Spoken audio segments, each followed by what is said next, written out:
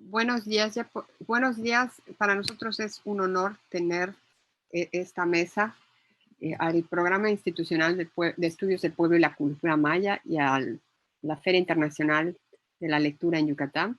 Es un honor compartir esta discusión sobre la investigación en salud en poblaciones vulnerables. Cedo la palabra al doctor Mario Alberto Ramírez para que conduzca esta mesa. Bienvenidos. Muchísimas gracias.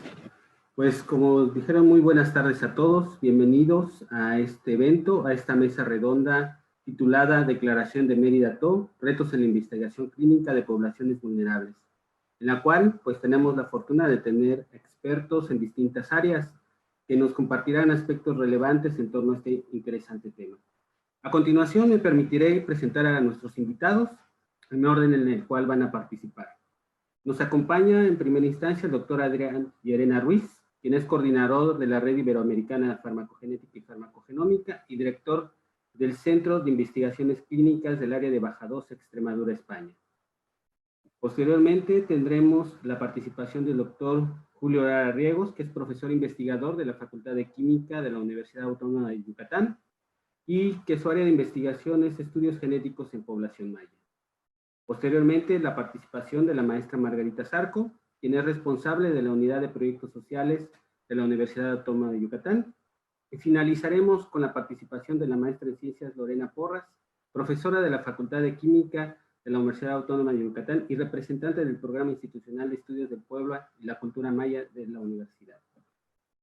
Para comentarles brevemente cómo será la logística, cada uno de nuestros conversantes tendrá un espacio de alrededor de 10 a 15 minutos para expresarnos sus ideas, sus puntos de vista, y al finalizar tendremos un espacio para que ustedes nos hagan preguntas o comentarios al respecto y las cuales nos pueden enviar por el Facebook o por las vías que se está transmitiendo este evento. Muchísimas gracias y me permito ceder la palabra al doctor Adrián Llerena. Adelante, doctor. Muchísimas gracias, buenas noches aquí desde Europa y es de verdad un honor estar en comunicación con la Universidad del Yucatán y con todos ustedes ahí en Mérida. Es una pena que esto de la pandemia nos separe. Yo estoy seguro que esto es solamente un paréntesis que hará que en el futuro podamos volver de nuevo a compartir personalmente. Hoy es un día especialmente feliz por tres razones. La primera es porque celebramos la Revolución Mexicana, y nunca está mal recordarlo, gente que se rebela y cambia o intenta cambiar el curso de las cosas. El segundo es porque es el cumpleaños de mi madre, cumple hoy 91, y me ha dicho que me ponga la chaqueta ahí decente para que esté aquí delante de ustedes, no he podido compartirlo, no está mal. Y el tercero es porque voy a presentarles un trabajo que comenzó exactamente en el año 2005, el 7 de marzo, que llegamos a invitados por quien les comentaré ahora, por el doctor Cantú a Guadalajara. Empezó un sueño que era intentar hacer que la farmacogenética o la variabilidad en la respuesta a los fármacos, todo el desarrollo biotecnológico pudiera llegar también a las poblaciones más vulnerables del planeta. Entonces nos planteamos en aquel momento, creo, ¿ven la pantalla? ¿Se ve? ¿Lo ven, verdad? Sí. Ok, bien. Fíjense, ustedes saben que prescribimos medicamentos. Cuando hablamos de medicamentos, piensen también en toda la medicina tradicional basada en químicos. No hablo de la medicina energética o otras aproximaciones de salud, sino exactamente todo en el momento que un producto químico entra en el cuerpo del hombre, tiene que ingresar, metabolizarse, distribuirse y excretarse. De todo este procedimiento, calculamos una dosificación que es la que en Occidente se ha recomendado como mayoritaria, como exacta. Sin embargo, esto no ocurre en la realidad. Hoy sabemos, y el doctor Julio Lara hablará con más profundidad de esto, que si bien calculamos las dosis para la dotación genética mayoritaria, individuos que porten variantes alélicas, aquí les he puesto un caso de 2 alelos mutados o un alelo multiplicado, van a requerir una mayor dosis o una dosis inferior. Bueno, ustedes todos lo conocen. Hay personas a las que se les administra la dosis calculada para la mayoría de la población y tienen que dejarlo porque dicen a mí esto me sienta mal, yo con esto no puedo o esto no me hizo nada, ¿no? Aquí tienen concretamente sobre una población de 1000 personas. Una vez que medimos la capacidad en que el fármaco, en este caso, pero podría ser también una hierba, la hierba de San Juan o cualquiera, se elimina del organismo, fíjense que aquí en verde está el 90% de la población. Y sin embargo, aquí hay un pequeño grupo en azul que correspondería a estos individuos que antes hablaba que tienen una multiplicación del gen.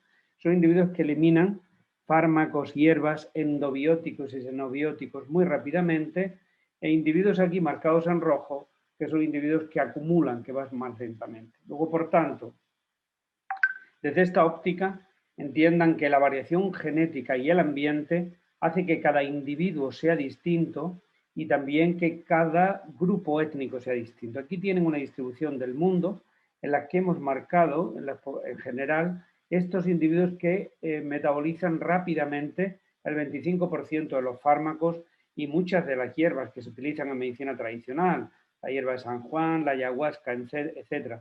Miren cómo aquí estas poblaciones de África, hay hasta un 30% de poblaciones que han sobrevivido aquellos que tenían una capacidad muy rápida de eliminar hierbas, tóxicos del ambiente. Estos individuos llegaron al Mediterráneo en un torno a un 10% y sin embargo en Escandinavia no hay ninguno. Por tanto, y aquí viene la pregunta que nos ocupa esta tarde, ¿por qué tratamos a toda la población del planeta como igual cuando resulta que la frecuencia en la que nos encontramos individuos que eliminan muy rápidamente o más lentamente los medicamentos es distinta? Sobre esta pregunta, corría el año 2005, me pedía el doctor Lara, y por cierto, discúlpenme con la brevedad y la falta, se me ha olvidado saludar a Cristina, al doctor Lara y a los compañeros de la mesa que hago ahora. Era el año 2005 y, bueno, por razones que nada tienen que ver con esto, yo acabé en California, en Los Ángeles, y me acabaron encargando un proyecto sobre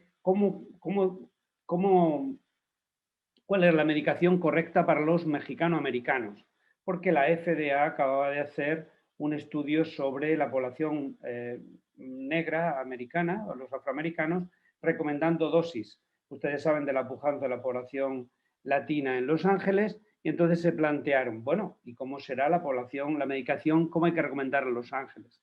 Empezamos un estudio allá y en un momento determinado, en el año, vimos que ocurría lo contrario de lo esperado. Siempre uno va a buscar las poblaciones originarias sobre la idea de que va a encontrar algo raro, anormal.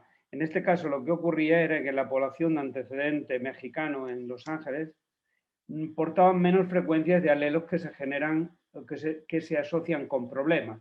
Es decir, tenían menos problemas con la medicación, por resumir. En ese momento se plantea el primer simposium de farmacogenética en América Latina en Guadalajara. Os les pondré la foto de Chema Cantú, uno de mis héroes favoritos, aunque ahora no está acá, una persona formada de los padres formada en el Instituto Pasteur en París y los padres de la genética América Latina, que en vez de quedarse en Europa, regresa en los años 60, desarrolla el Instituto de Genómica de Guadalajara, pero es una mentalidad latinoamericana y global para la humanidad. Y Chema organiza el primer simposio, me invita, y lo he contado muchas veces en público, pero es que es la verdad. Empezamos diciendo, mira lo que hemos encontrado en mexicanos, y esa noche lo primero que me dijo, ¿y qué haces estudiando mexicano-americanos en Los Ángeles si los mexicanos están acá en México? Y dije, pues ándele, estudiemos los mexicanos de México. Eso era al principio de la cena, lo voy a hacer corto.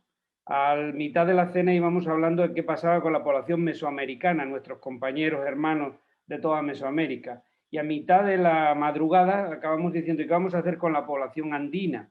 Es decir, acabamos con el compromiso, levantando el alba, que por qué no estudiamos todas las poblaciones indígenas de América Latina para intentar que, ya que hay pocos recursos económicos para comprar medicamentos, si se utilizan adaptadas a estas poblaciones. Pero claro, lo primero que tendríamos que demostrar era, sí, no sé si he oído una voz, perdón, debe ser el espíritu de Chema Cantú que me acompaña, porque no lo he contado, pero en mitad de esta historia se murió y me quedó con esta promesa hecha que he tenido que cumplir durante estos 15 años, ¿no? Entonces, la idea era, si hay pocos recursos para comprar medicamentos y encima las dosis que estamos utilizando en poblaciones vulnerables no son las adecuadas, lo que van a hacer es generar más perjuicio que beneficio. Pero claro, esto es una barbaridad porque estamos diciendo que hay que fragmentar un mercado que económicamente funciona con la misma dosis para todo el planeta. Eso no sucede en casi ninguna manufacturación de ningún producto. Entonces, lo primero que había que hacer era demostrar este hecho, que genéticamente son distintos las poblaciones originarias y que por tanto necesitarían un régimen especial. Y ahí que nos lanzamos a la locura de estudiar la población latinoamericana entera. Aquí tienen a Chema, y el primer año me dijo, mira, vas a ir a distintos lugares, cuenta, y vamos a ver si empieza a llegar la gente.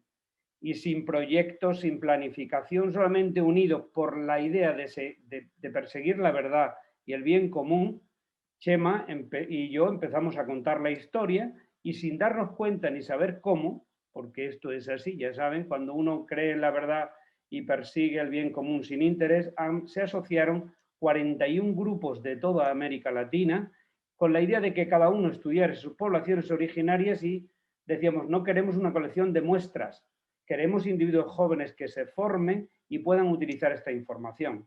Durante estos años se hizo el estudio genético más grande de la historia sin que sepamos muy bien cómo, es decir, no lo hemos hecho nosotros, se fue Chema arriba y es el que lo está organizando, porque hemos estudiado 6.060 personas en situaciones tan complicadas como el norte de México, donde el grupo de Durango, en mitad de los problemas que usted sabe que han ido, han estado yendo directamente a las comunidades y no solo sino fenotipando, o Julio Lara en la población maya, o gente diversa por Ecuador, directamente con las poblaciones del Valle de Otavalo, y miren que hay población puramente amerindia, población de antecedente negro, caucásica y judía, y durante estos, se dice pronto, 15 años, lo que se ha podido demostrar aquí es primero clasificar la ancestría no solo cultural, sino también genética. Aquí tienen marcado en rojo las poblaciones que son antecedentes caucásicos, en verde amerindio, ven arriba claramente poblaciones totalmente amerindia, y azul africano. De esa manera que tendríamos primero que demostrar que existía el problema. Aquí tienen las poblaciones y solamente les puedo decir, esto se publicó el año pasado en la Revista Americana de Farmacología Clínica, que determinados alelos que determinan la velocidad de eliminación de los medicamentos y por tanto condicionan la dosis que se va a utilizar, son completamente distintos en estas poblaciones. Ahí tienen todas las poblaciones de América Latina, aquí tienen un estudio específico en Nicaragua y posteriormente lo que nos planteamos no solamente hacer un estudio genético, sino además intentar medir la función. De tal manera que estamos en este estudio analizando 8 poblaciones del norte de México para determinar que la capacidad metabólica de estas poblaciones es distinta. Luego, por tanto, cuando se trata farmacológicamente a esta población hay que respetar su idiosincrasia genético-ambiental. Bueno, ya teníamos esto y nos planteamos, ¿y ahora a quién le contamos esta historia? Porque no queríamos, el objetivo no era publicar, sino cambiar las condiciones de vida de estas poblaciones. Luego nos planteamos llevar esto a la Organización Mundial de la Salud y a las agencias reguladoras, a los policy makers al final.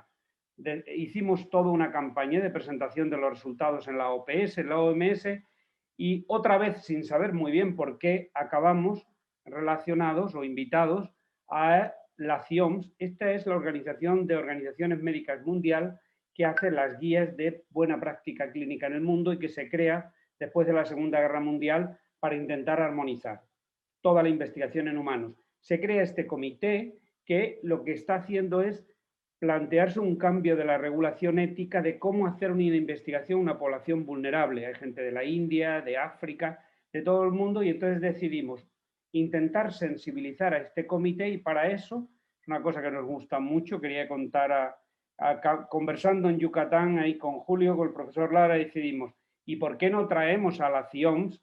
¿A dónde? A Mérida. A esta Mérida no, a la otra Mérida, para que entiendan cuál es el problema y cómo tienen que cambiar la regulación de ensayos clínicos en el mundo respetando la idiosincrasia de estas poblaciones.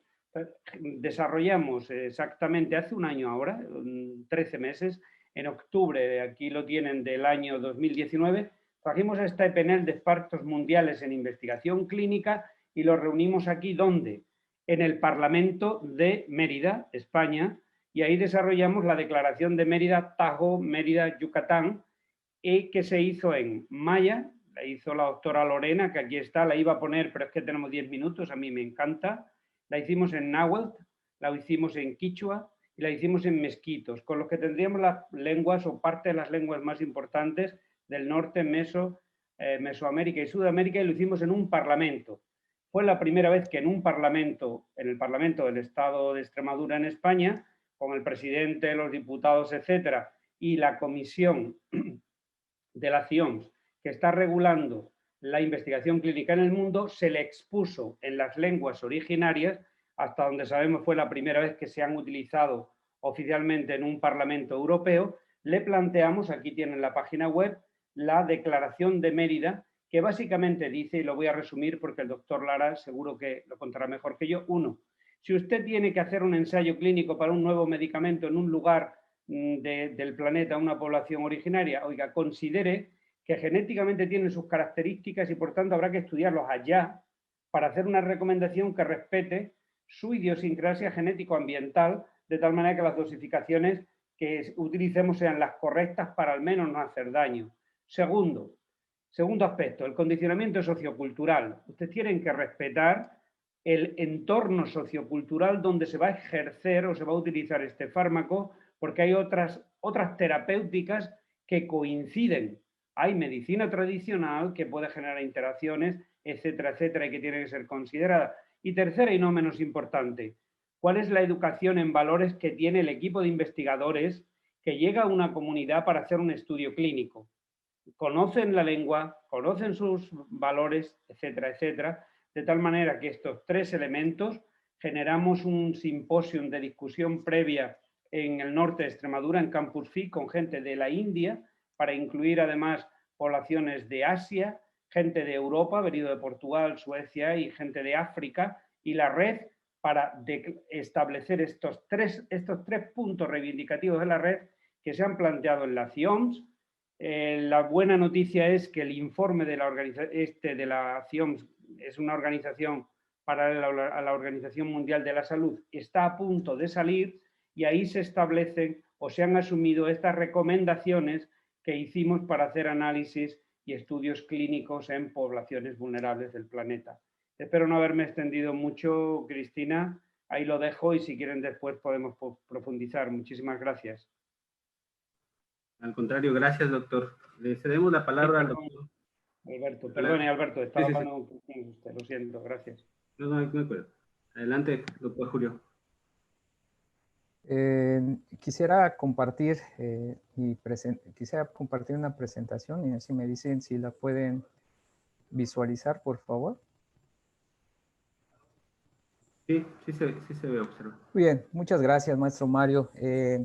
Muchas gracias a la gente de la FILEI por esta invitación y sobre todo me siento muy, como comentaba el doctor Llerena, muy contento de poder coincidir nuevamente a un año de vernos en otra latitud, trabajando y yo digo que aportando, ¿no? A nivel internacional, algo que pues es sobre todo en este contexto de pandemia donde tenemos un virus, donde se necesitan nuevos tratamientos y se está estudiando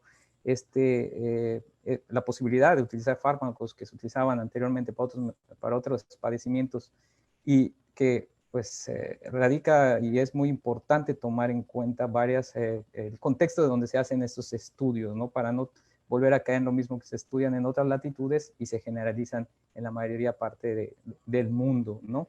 Quisiera continuar, como venía platicando el doctor, acerca de uno de los principios que en esta declaratoria se hacen, que es la importancia de tener en cuenta la variabilidad genética poblacional cuando se trata de la investigación clínica en entornos vulnerables. Entonces, quisiera nada más recordarles, hacer hincapié, ¿qué es esta diversidad genética entre las poblaciones? No es nada más que el número total de características genéticas diferentes entre los individuos de una especie. Sabemos, ¿sí?, que entre todos, la especie humana, compartimos un acervo genético, ¿sí?, común, y que tiene un porcentaje muy importante, alrededor del 99.9% de nuestro acervo genético en todas partes del mundo es igual.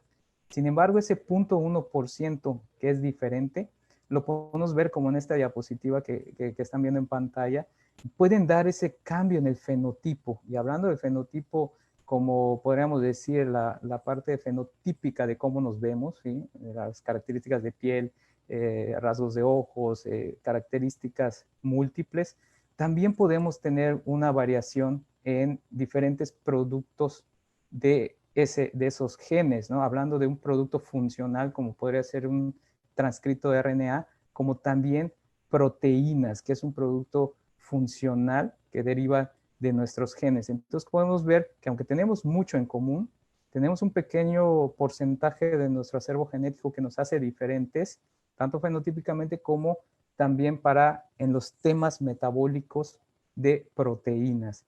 Y lo que les quiero mostrar en esta diapositiva, quizá explicarles un poquito de por qué tenemos esta gran diversidad en poblaciones, sobre todo de América, ¿no? Y en qué radica la importancia de poder tomar en cuenta esa variabilidad genética, variedad biológica en las poblaciones, o a qué se debe esa variabilidad biológica en las poblaciones de América. Lo que vemos en la parte superior, pues podríamos decir, una línea del tiempo para poder explicar cómo se ha dado esa variabilidad específicamente en el continente americano, que podemos ver en la parte superior y podemos decir, enfocarnos hace mucho tiempo cuando los humanos salieron de África, por ahí de 7.000 años tuvimos una abuela en común, como esas migraciones, ¿sí?, que empezaron a desplazarse por cierta parte de Europa, específicamente por la parte oriente, por la parte de Asia Oriental, llegó una migración a América. Bueno, esto ya muchos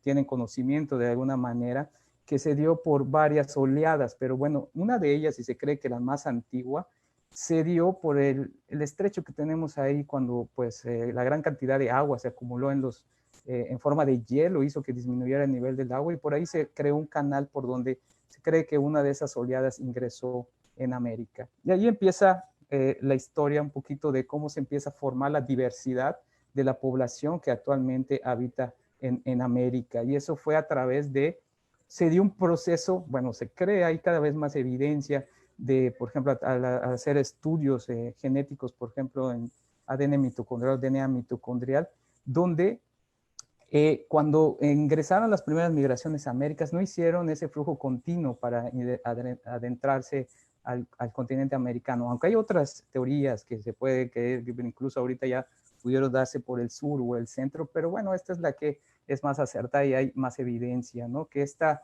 oleada, ¿sí?, esta primera oleada tuvo un asentamiento en esa región, ¿sí?, y que ahí permanecieron cierto tiempo. Se cree que estuvieron en esta región que se conoce como Beringia aproximadamente unos 5.000 años. Y ahí se dio un efecto fundador. ¿Qué es el efecto fundador? Es que de todas esas poblaciones, ¿sí?, que vinieron principalmente de Asia, del oriente de Asia, ¿sí?, todo ese acervo, esa diversidad genética, pues no fueron directamente a dar al continente americano, sino una parte de ese linaje que venía de las poblaciones del este de Asia, fue la que finalmente se depositó aquí y que al estar o permanecer más tiempo ahí, se fueron incorporando variaciones, ¿sí?, en un tiempo suficiente es lo que se conoce como el efecto fundador. Y esta es la característica de que cierto linaje de población del oriente de Asia, junto con unas nuevas que se crean cuando se permanece cierto tiempo en un mismo lugar, es lo que se conoce con el efecto fundador. Posteriormente, ¿sí?, después de permanecer más tiempo, y aquí finalmente lo que vemos es que pues fue una pequeña población que entró, pues un pequeño cuello de botella que después fue incrementándose conforme se fue adaptando la población a su entorno, empezó a generar o ampliar esa diversificación, ¿sí? Esa diversificación me refiero a esa variabilidad genética que cada vez se fue haciendo mayor y que fue también aumentándose gracias a la expansión demográfica que empezó a haber por ahí de 12.000 años cuando empezamos a podríamos decir, asentarnos en algún lugar y empezar a producir nuestros propios alimentos. Esta variabilidad, ¿sí? Muchas de las veces está dado se seleccionan son procesos de selección, ¿sí? Natural, pero otras veces, y la mayoría, se debe cuando nosotros modificamos ese entorno, ¿sí? También se pueden dar esas variantes, se pueden seleccionar y pueden llegar a quedarse en nuestra población. Entonces, posteriormente, otro de los sucesos evolutivos que dieron o pueden explicar la diversidad que observamos en nuestras poblaciones actuales fue específicamente hace unos 500 años, justo cuando se da el contacto con población europea. En ese momento se ha documentado que hubo, al igual que muchas epidemias, hubo una disminución de la población. Y entonces otra vez disminuyó la diversidad genética, todo este acervo que se venía dando, y aconteció un suceso interesante que podríamos decir, hubo el flujo genético de la población europea, ¿sí? Que hizo que también empezáramos a tener otra recombinación de esta diversidad genética. Y ya posteriormente, pues, hubo otro crecimiento demográfico que hace que aumente la diversidad biológica nuevamente, y que con este flujo que se sigue dando de diferentes poblaciones, pues podemos ver la estratificación de la población actual, que tiene específicamente en América 3 componentes principales: uno europeo, uno nativo americano y uno africano. Esta sería como la historia para poder comprender que tenemos una diversidad genética en América, que compartimos muchas cosas con poblaciones europeas, africanas y asiáticas, ¿sí? Pero que también tenemos muchas diferencias, y estas diferencias pueden hacerse o se explican por esta historia que tuvimos de disminución de la diversidad, como vemos en el primer, cuando nos estancamos. Empezamos a tener nuestros propios variantes cuando pasamos, se cree, fue 25,000, 15,000 años, la historia del poblamiento de América. Después aumento de población, después hace 500 años una disminución, y eso fue haciendo que podamos tener esta variabilidad genética para poder explicar. Como comentaba el doctor, la Red Iberoamericana desde hace muchos años ha hecho un trabajo tremendo para poder identificar que esas diferencias, a través de analizar marcadores de ancestría y la frecuencia de alelos, ¿sí?, que están en genes que codifican a proteínas que se encuentran relacionadas con el metabolismo de fármacos, se puede ver que existe una relación directa con la ancestría. Entonces, lo que vemos, este estudio que lidera la red del doctor Llerena, lo publicaron este año, y se puede ver esa gran variabilidad en la frecuencia de estos alelos que codifican a un sistema que está relacionado principalmente con el podemos decir, desintoxicación del cuerpo, que es del citocromos, ¿no? Y lo que vemos aquí es que, por ejemplo, quisiera resaltar que estas variantes, por ejemplo, están relacionadas con un aumento en el metabolismo de los fármacos, pero que en este estudio pudieron documentar que se encuentra relacionada de manera negativa con el componente ancestral nativo americano, y que estos polimorfismos que están relacionados con su funcionalidad, quiere decir que pueden la actividad de esa enzima es más lenta para eliminar los fármacos, como estos dos que vemos aquí, que están el CYP2D641 y el 1292, están relacionados directamente con la ancestría europea. Ahorita voy a explicar un poquito cómo es que está relacionado y cómo es que la ancestría es importante para poder estimar en un momento dado o poder correlacionar con la frecuencia de esos polimorfismos en ciertas poblaciones, ¿no? Y aquí lo que vemos también que estos dos alelos relacionados del CYP2D6 y 17, el 2D6-29, están relacionados directamente con la ancestría africana, ¿sí? Esto también en este artículo la red identifica que existen variantes poco frecuentes en las poblaciones actuales nativoamericanas, ¿sí? Y que esto, ¿sí?, y que la presencia, quiere decir que no eran propias o privadas de la población, sino que la presencia actual de esos polimorfismos está dado precisamente por este flujo génico que comentábamos, que hace 500 años probablemente se dio cuando tuvimos contacto con población europea. Eso explicaría, ¿sí?, la presencia actual de esos polimorfismos que no son tan frecuentes en poblaciones autóctonas, pero que las observamos. Entonces, podemos ver la importancia de podemos investigar en un contexto de ancestría para poder explicar de dónde vienen las frecuencias y que también es importante evaluar la diversidad que existe en las diferentes poblaciones. Y lo que vemos aquí en los rectángulos azules, que en este estudio también se documenta que existen alelos que codifican para proteínas que tienen cierta actividad, que puede ser nula, puede ser aumentada o puede ser disminuida, que en el caso de estos tres polimorfismos estaban presentes incluso en este documento, en este artículo se documenta que estaban presentes en América antes del contacto con Europa. Eso nada más se pudo saber al hacer los análisis de ancestría para poder identificar que hay regiones, ¿sí?, que conservamos actualmente, poblaciones actuales, pero que con estos análisis de ancestría se puede rastrear que si eran privados de una población, ¿sí?, en especial, o fue producto de una combinación con otras poblaciones. También lo que les comentaba, estos se hacen a través de análisis de ancestría por sistemas genéticos que nos permiten poder identificar estos componentes ancestrales en individuos o en poblaciones y que también lo podemos decir, correlacionar con estos genes que están relacionados en un momento dado con las reacciones adversas o con respuestas no favorables por las que fueron diseñados los fármacos. Pero existe también otro sistema genético, hablo del sistema genético, regiones de nuestro genoma que se han utilizado o se utilizan para poder identificar estos componentes ancestrales. Y este es el sistema HLA, que también se encuentra relacionado, se encuentra relacionado con las reacciones adversas a medicamentos, pero del tipo de hipersensibilidad. Pero a la vez también nos sirve para poder identificar estos componentes a través de las frecuencias, tanto de los alelos, como en el caso del sistema HLA de haplotipos, nos puede dar esta composición ancestral de un individuo, pero también nos puede dar de poblaciones, ¿sí?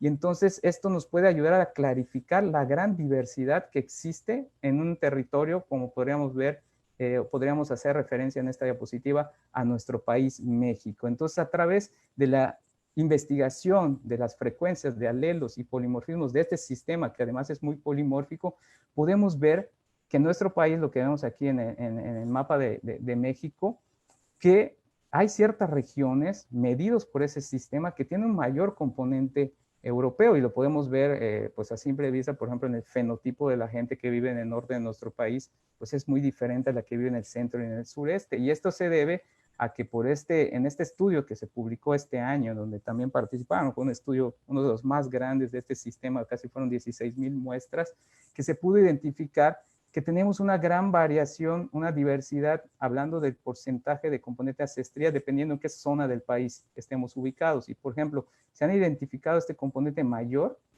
hablando en este intervalo, de este 62.5%, en la región norte del país, y una proporción menor de esta ancestría europea en el componente de la gente que vive, por ejemplo, en el sureste del país, que podemos tener hasta un 11.5%, ¿sí?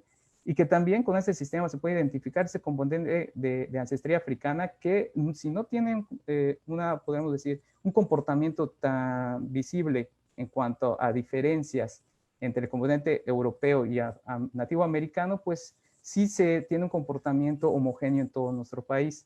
Y el otro componente, podemos decir, el segundo componente ancestral más importante que tenemos, que es el de la ancestría nativo americano, podemos ver que puede ser tan diversa en todo el país como tener comparado con el componente europeo, que va en proporción inversa. Por ejemplo, observamos un 37.8% en la región norte, pero un mayor componente nativo americano conforme descendemos en la geografía de nuestro país y nos posicionamos, por ejemplo, en el sureste de nuestro país, con los mayores porcentajes observados, incluso en este 81.5% lo observamos en nuestro estado Yucatán, ¿sí?, principalmente. ¿Por qué es importante en su relación con fármacos? Como les comentaba, este sistema también está relacionado en un 5 a un 15% con reacciones de hipersensibilidad a ciertos medicamentos. ¿Y por qué es importante este tema porque, por ejemplo, hay medicamentos que, como el abacavir, que se utiliza, por ejemplo, el tratamiento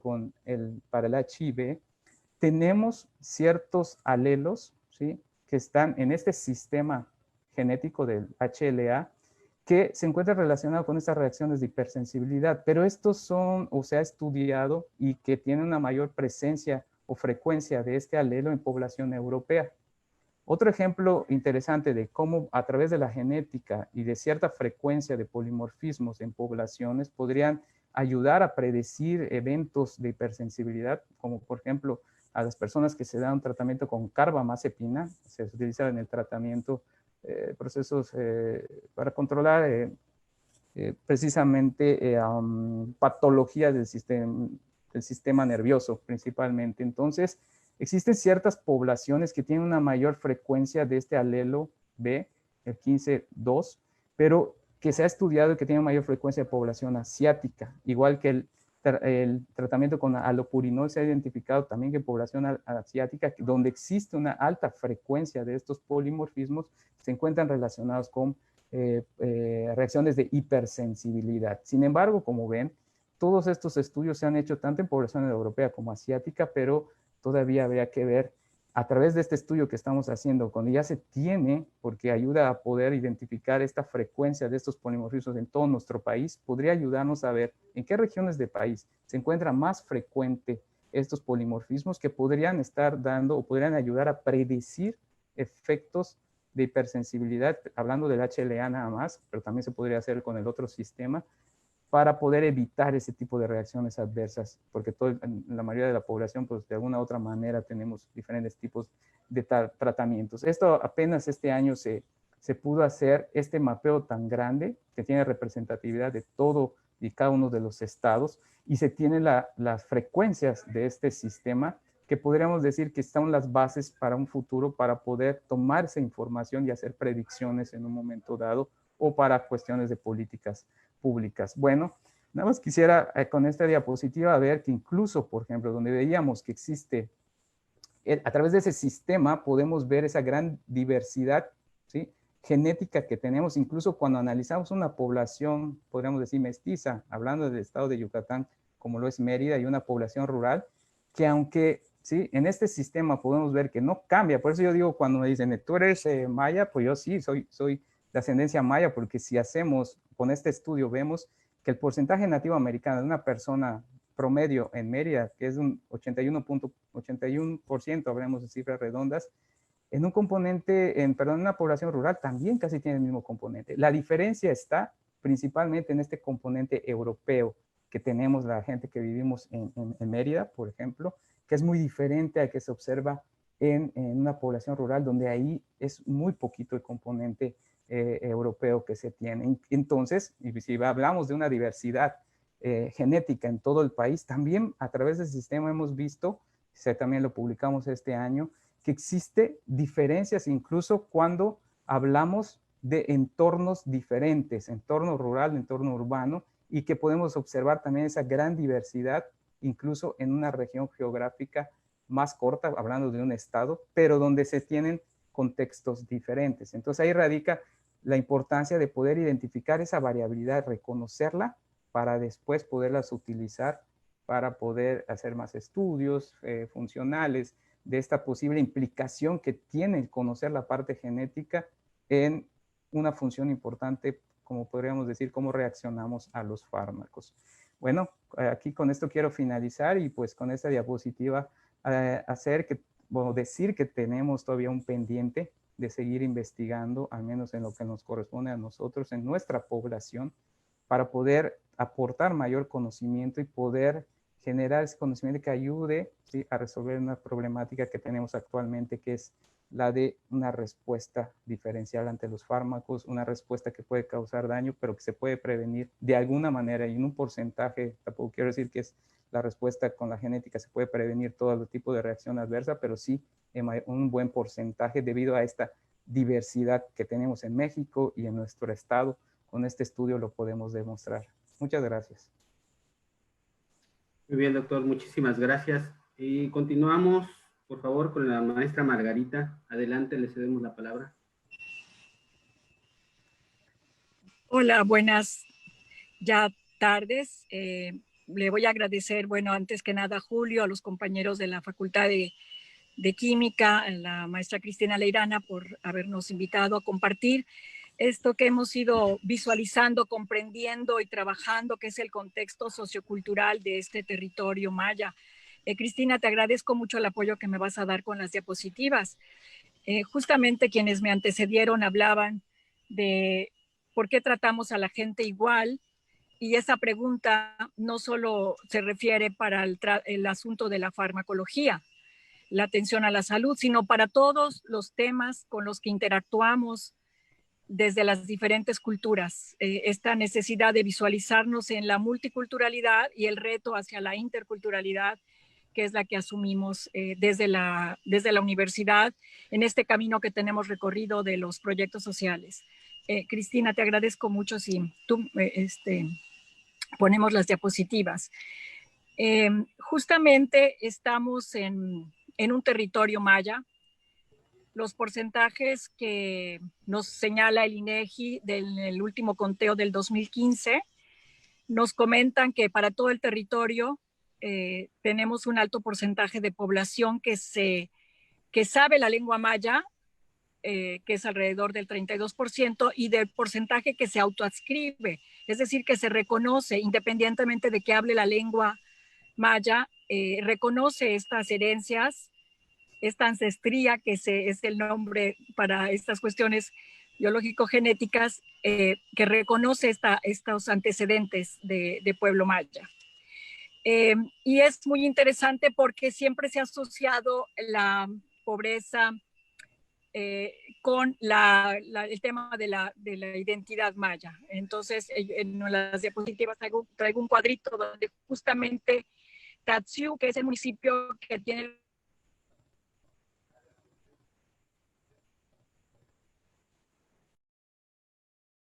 como pueblo maya. Y esto nos puede llevar a que consideremos que hay una correlación, que entre más fuerte está la cultura maya, más somos, ¿no? Pero siempre critico este aborde porque considero que es falso, que justamente es por los indicadores de cómo miramos a pueblo maya.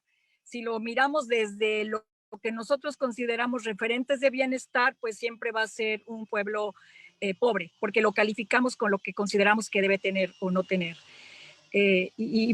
La mirada que proponemos desde la unidad de proyectos sociales y todos los profesores, profesoras y estudiantes que trabajan con nosotros es justamente reconocer la riqueza que tiene como pueblo maya el patrimonio biocultural, y de ahí la importancia que para trabajar con pueblo maya tengamos que retomar todos los aspectos socioculturales, ese contexto sociocultural tan rico que tienen nuestros municipios.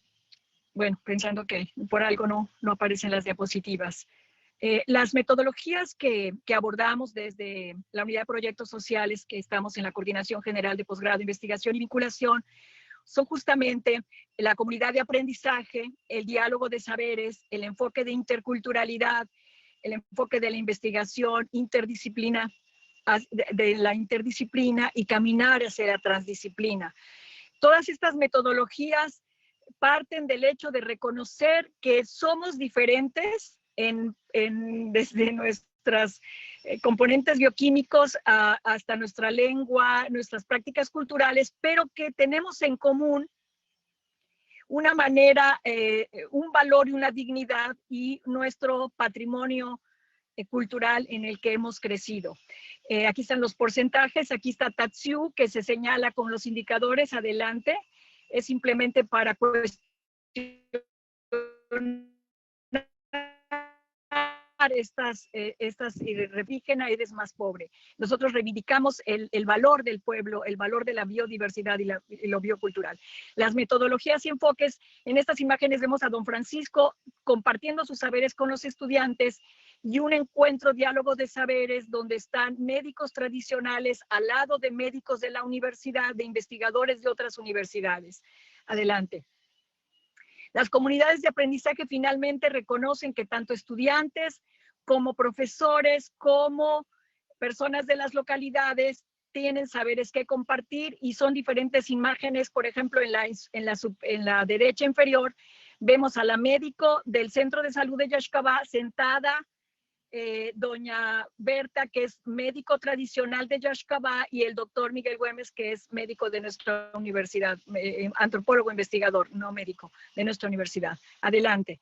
Entonces, todos estos enfoques nos han permitido desarrollar a lo largo de estos años, 17 años, diversos proyectos sociales que han involucrado a 274 profesores, a 1.596 estudiantes y a más de 8.657 personas de las localidades en donde hemos desarrollado los proyectos.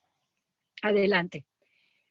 El enfoque de la interculturalidad es realmente complejo, no es fácil, no basta solo con que pongamos nuestros personajes de los materiales con la ropa tradicional o que traduzcamos ciertos conceptos.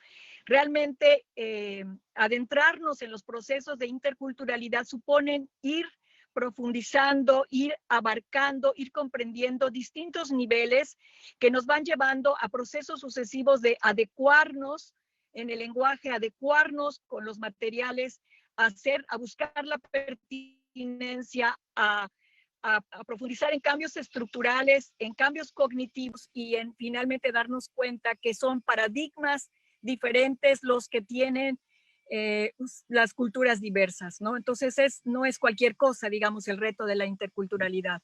Adelante.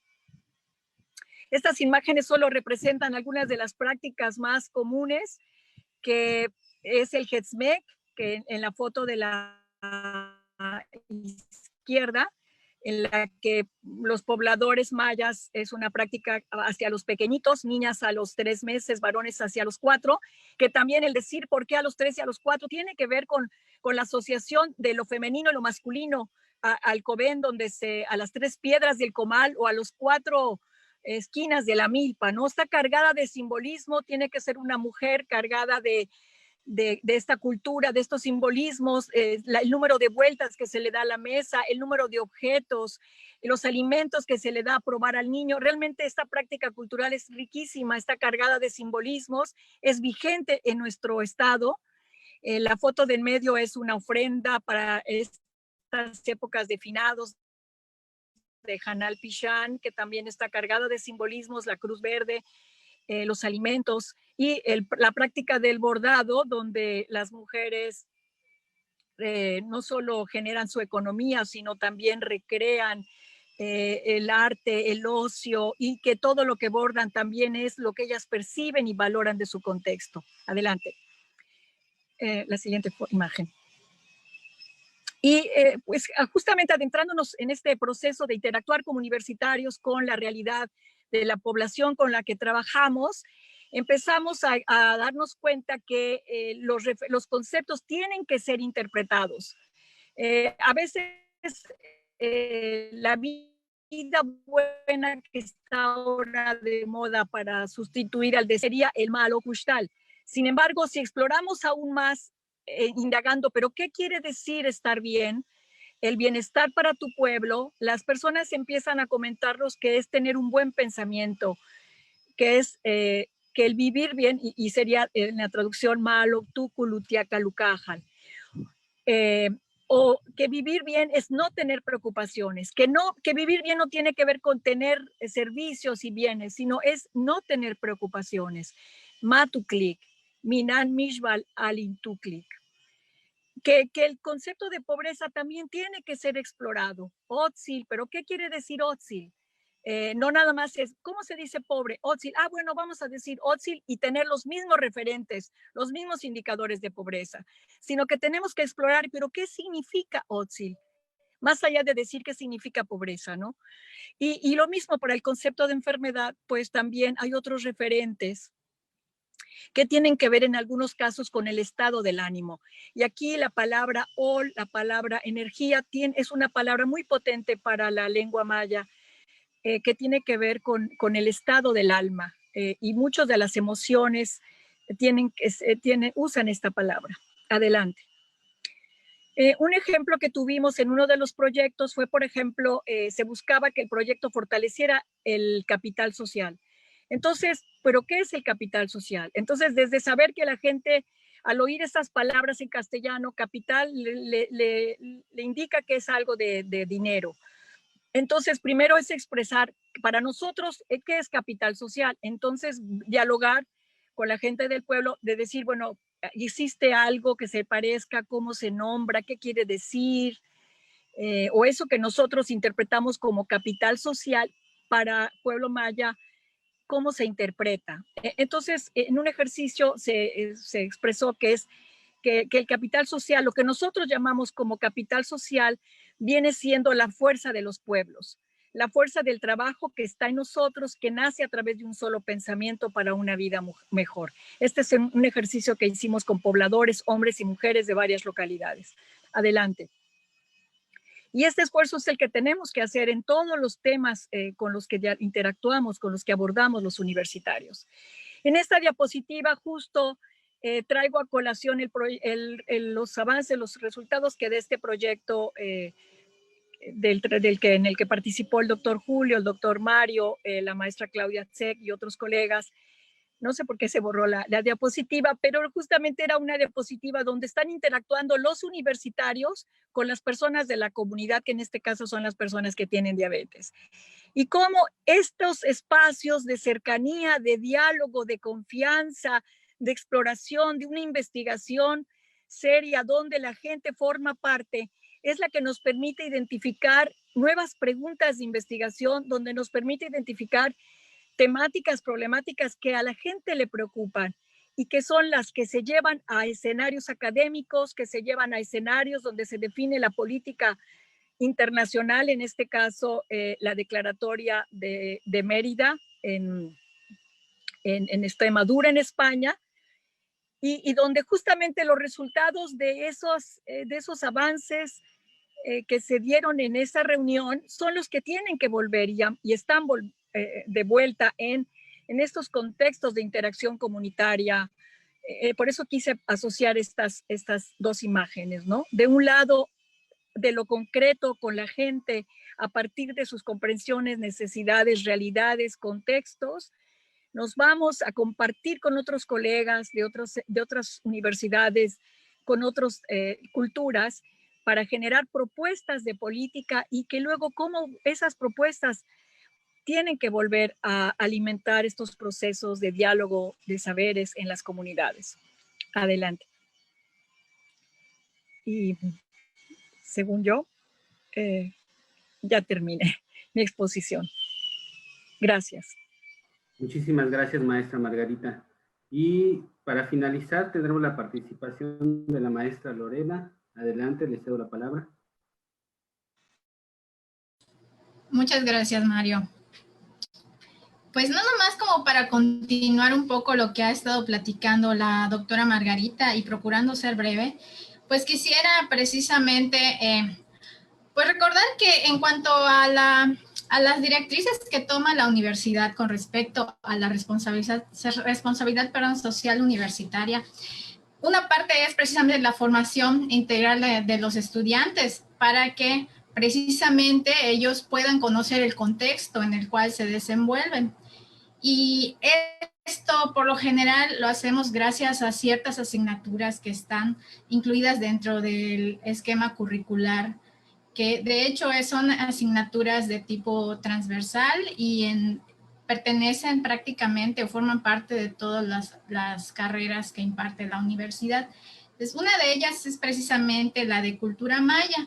Es una asignatura que precisamente ahorita con el ProImaya estamos analizando, le estamos dando un enfoque en el cual los alumnos pueden pues precisamente formarse en el conocer un poco con respecto a su cultura.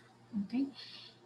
Ahora bien, como decía también la maestra Margarita, en cuestión de cultura, pues no solamente estamos hablando de la cuestión folclórica, porque muchas veces cuando hablan de cultura maya o escuchamos de cultura maya, lo primero que se nos viene a la mente es todo este bagaje cultural que incluye nuestras tradiciones, nuestras costumbres, como ahorita en el caso de la Hanal Pichán, por ejemplo.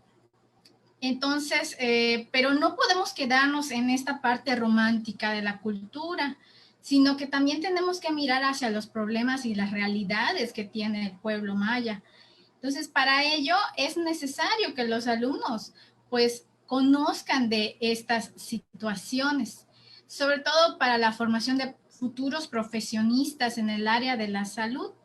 En mi caso, pues yo imparto esta asignatura para alumnos de químico farmacéutico biólogo, que en su vida cotidiana, pues más adelante y en su vida profesional, pues tendrán contacto con pacientes que probablemente vengan de comunidades o inclusive dentro de su propia comunidad. Entonces, los estudiantes tienen que saber precisamente cuál es este valor de la cultura y cuál es el contexto en el cual se están desenvolviendo. También la cuestión de revalorizar los conocimientos tradicionales. Aquí pues me voy a permitir compartir unas imágenes de unas fotos que precisamente tienen que, no sé si logran apreciarlas. ¿Se logra apreciar la imagen? Sí. Sí. Ahí está. Precisamente estas fotografías que tenemos aquí son algunas evidencias que hemos tomado de las visitas que se han realizado hacia un jardín botánico en Izamal, porque precisamente parte de lo que se hablaba ahorita con esto de la declaratoria es precisamente reivindicar esta cuestión de la medicina tradicional. Y qué mejor que poder ir y ver precisamente con sus propios ojos, pues, qué es lo que se ha trabajado o qué se trabaja actualmente en cuanto a medicina tradicional. En este caso, estas imágenes son de un jardín botánico en Izamal, que es donde frecuentemente hemos hecho algunas visitas. Pertenece a una familia que tiene pues varias generaciones siendo médicos tradicionales y trabajando esta parte de la herbolaria maya. Entonces aquí vemos algunos ejemplos y también cómo es que ellos procesan estos materiales para poder generar diversas presentaciones farmacéuticas, los cuales pues actualmente varían, pueden ser pomadas, elaboración de elixires, inclusive cápsulas. Eso es lo interesante porque ver cómo la cuestión de la medicina tradicional también ha estado siendo modificada a lo largo de este tiempo, recibiendo estas influencias por parte de la modernidad, si lo quieren ver de esa manera. Entonces, en este caso vemos, ella es la señora Zuli Patrón, que es la que precisamente nos da siempre nuestros recorridos a través del jardín botánico. Y finalmente, pues estas imágenes pues las incluí porque más que nada para que tengamos este recuerdo de que nosotros también fuimos, no sé si se acuerdan, fuimos a Izamal a conocer cómo es precisamente esta cuestión de la medicina tradicional. Estas son unas imágenes que realizamos precisamente el año pasado de una visita a esta familia de los Zuli Patrón. Vean cómo la cuestión también de la cosmovisión maya, y vean en la otra imagen cómo también tienen ellos una pequeña tienda. De hecho, ellos tienen un negocio en el cual pues venden sus preparaciones. Entonces vean cómo ambas caras de esta parte de la medicina tradicional. Y esto es súper importante que los alumnos lo conozcan para que precisamente tengan pues reflexionen con respecto a la realidad a la cual se van a enfrentar más adelante, ya sea que se dediquen a la parte profesionalizante o a la parte de investigación. Y bueno, con esto terminamos.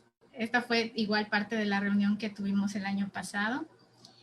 Y Por mi parte sería todo, no quisiera extenderme más, quisiera dar espacio hacia las preguntas.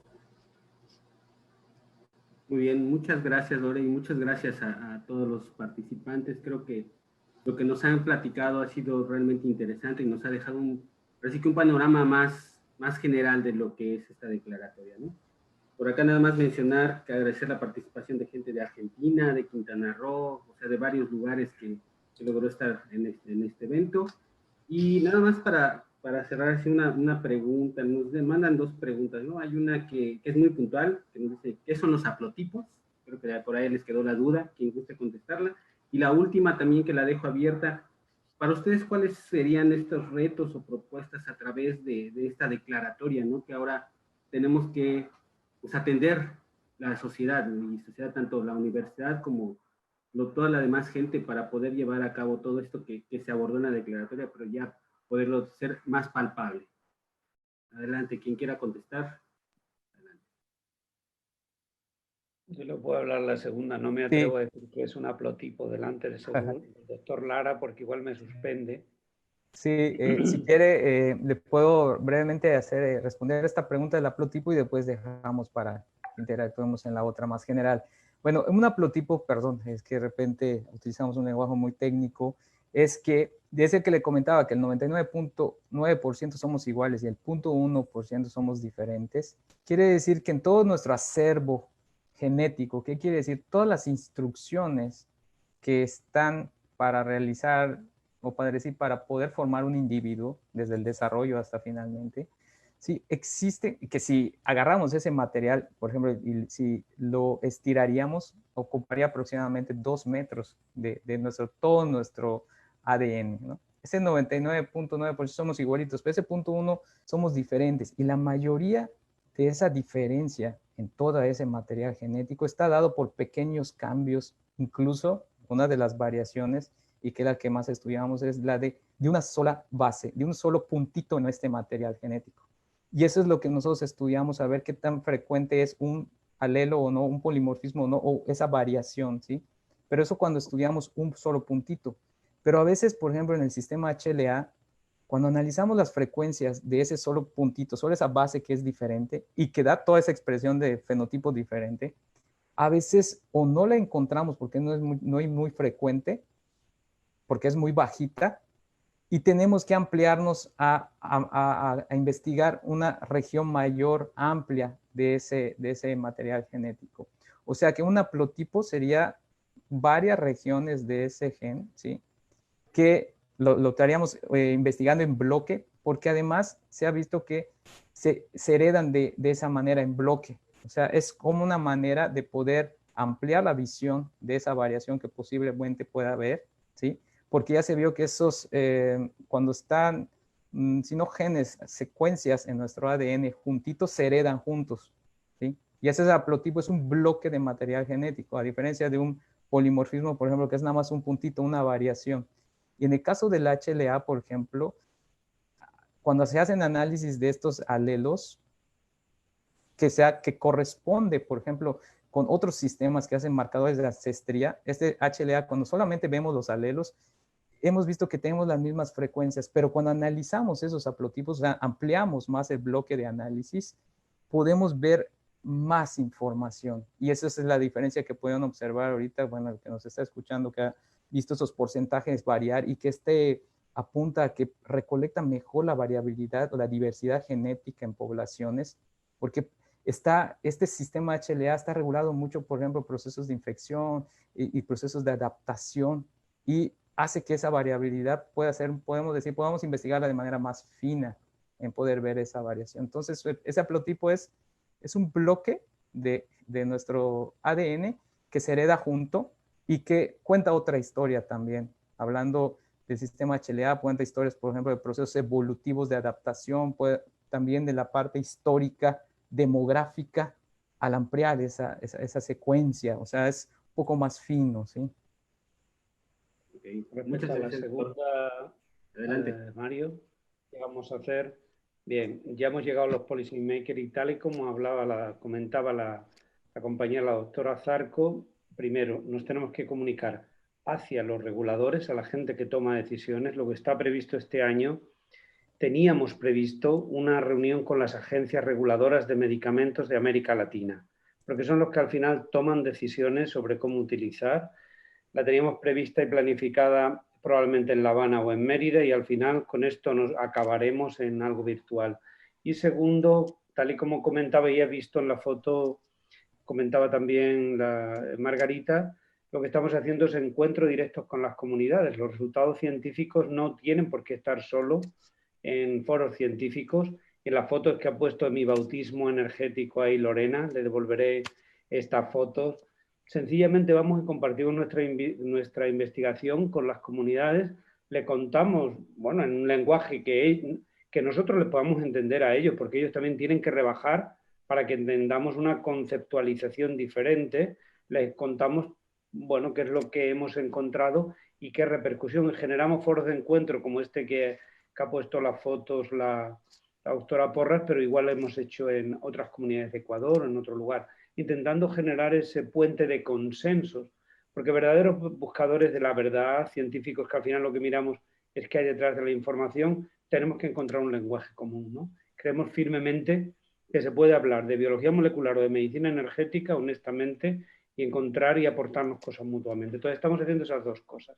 Por una parte hacia la población, que es la final usuaria, y por otra hacia las autoridades que toman decisiones. Hemos tocado el aspecto político y ahora vamos al aspecto, si queréis, más técnico.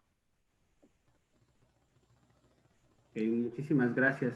Voy a leer algunas de las otras preguntas que nos están llegando. Dice, ¿de qué manera pudiésemos complementar esta medicina tradicional con la medicina alopática? En realidad, ¿hay la posibilidad de hacerlo, de que se unan y que sean complementarias ellas mismas? Eso es para otra mesa de estas muy largas. Lo que creemos firmemente la gente de la red es que la medicina tradicional no tiene por qué ser marginada de los avances científicos que generamos en el siglo XXI. O sea, y si hoy podemos utilizar la biología molecular o lo que sea, ¿por qué no vamos a poner esa disposición en conocimiento también de los médicos tradicionales para que lo utilicen desde su cosmovisión? No se trata de imponerles nuestra cosmovisión, sino de comunicar lo que nosotros conocemos para que ellos lo puedan utilizar, porque si no parece que hacer medicina tradicional es andar con el humo y en un ambiente. ¿Y por qué no se puede hablar de PCR o no se puede hablar de cualquiera de las herramientas que tenemos en el siglo XXI, manteniendo el respeto para que pueda incorporarse a la cosmovisión? Julio, la doctora Lorena acaba de ver, en un momento determinado eran paquetes de hierba, pero esta familia con la que estuvimos compartiendo el día entero, Lorena, han acabado haciendo comprimidos. Es más higiénico, es más limpio, se transporta mejor, se puede registrar. Entonces, no creemos que los mundos tengan que ser necesariamente incompatibles y que la medicina tradicional no pueda beneficiarse de los avances que se han dado en el siglo XXI en la ciencia. Se pueden medir las concentraciones de principios activos, se pueden hacer comprimidos que sean transportables y más higiénicos, etcétera, etcétera. Ahí es donde estamos, en poner en comunicación los consensos, no en imponer un consenso al otro, partiendo del respeto, como veis, no solamente ellos hacia nosotros, sino en el sentido contrario, de intentar nosotros comprender una visión muchas veces más compleja que la que tenemos de la medicina, desde la medicina tradicional, porque incorpora más elementos. No quiero decir ya si hablas de la Ayurveda, que fue un debate que tuvimos aquí, o de otras que curiosamente mantienen algunos paralelismos con otras medicinas tradicionales, pero ese sería otro debate muy largo.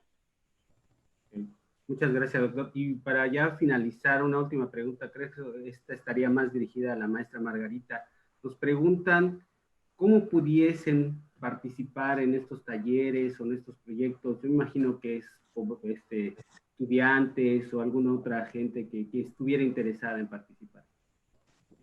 Sí, claro. Mira, generalmente estos proyectos de la universidad están liderados por profesores, profesoras, investigadoras, y ellas suelen invitar a sus estudiantes, a los más cercanos, en modalidades de tesis, de servicio social, de prácticas profesionales, de voluntariado, pero en muchos casos los profesores se abren a incorporar a estudiantes de otras universidades, incluso a estudiantes de universidades que están en municipios donde se desarrollan los proyectos. La riqueza que aportan los estudiantes es sin duda muy importante. No solo ellos van a aprender, sino que también se ha demostrado cómo ellos aportan muchísimo en lo sistemático que concluyen con tesis, donde se concentra la riqueza de la información, y lo importante es que el conocimiento no solo se queda en la tesis, sino que se quedan en materiales de divulgación, en historietas, en videos, en manuales, en infografías. Entonces, bienvenidos toda aquella persona que quiera participar. Actualmente tenemos 19 proyectos sociales y prácticamente participan profesores, profesoras, han participado a lo largo de estos años de las 15 facultades de nuestra universidad, y con gusto, pues, proyectos.sociales@correo.uadi.mx, pero bienvenidos. Tenemos talleres para estudiantes, diplomado para profesores, profesoras, en las que coinciden con estudiantes, y también invitamos a personas de localidades. Ya la última experiencia del diplomado tuvimos compañeros que vienen de comunidades y que juntos estamos ya formándonos. Eso es de una potencialidad muy grande. Muchísimas gracias, maestra.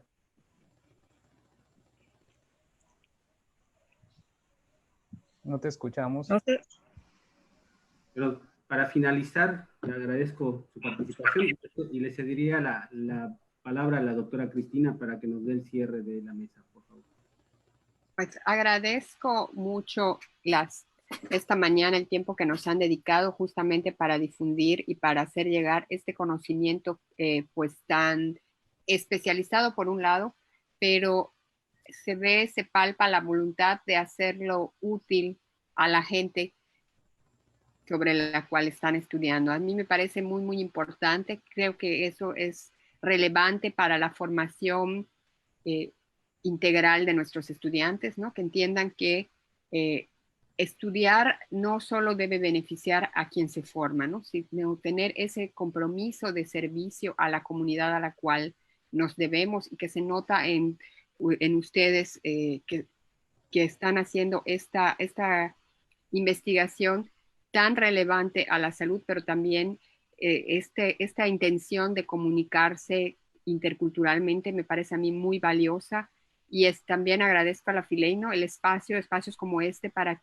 contribuir a formar a nuestra comunidad universitaria y a las comunidades en general, en este sentido de intercambiar conocimiento para beneficiarnos todos. Muchas gracias, doctor Julio, maestra Lorena, doctor Adrián Llerena, doctor Mario, maestra Margarita. Muchísimas gracias por este tiempo que nos han dedicado. Y desde luego, muchísimas gracias a la Filey